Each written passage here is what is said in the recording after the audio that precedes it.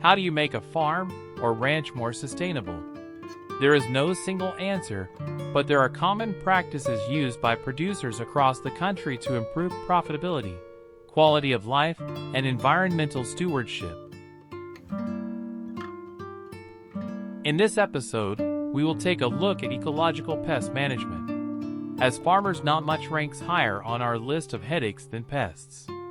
For decades, pesticides was seen as a cheap and effective solution, but they are not a silver bullet.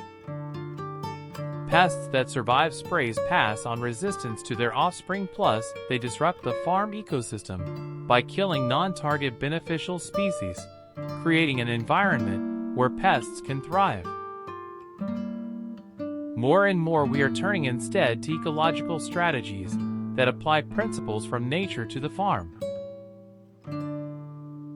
The ecological approach has 4 goals: increase overall biodiversity, create a healthy crop habitat, dial back disruptive pest controls, and reduce all farm inputs. To increase biodiversity, use rotations, cover crops and flowering species. On the farm, scout your fields and keep records of the pests.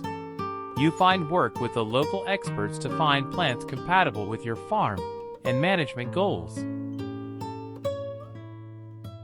A biodiverse farm will have more beneficial insects. This keeps pest populations lower because they face predation and competition for resources. Biodiversity also improves soil health. This leads to crops that grow vigorously and are better able to defend themselves. Pesticides and fertilizers are important tools, but they need to be used carefully. To preserve biodiversity, use pesticides as a last resort and start with the least toxic tactics. To avoid feeding weeds, use soil tests to match fertilizer timing and race to the needs of the crop. Ecological strategies do much more than manage pests. You can grow healthier crops using fewer or farm inputs, which is good for the bottom line. There is much more to learn about ecological pest management and sustainable agriculture.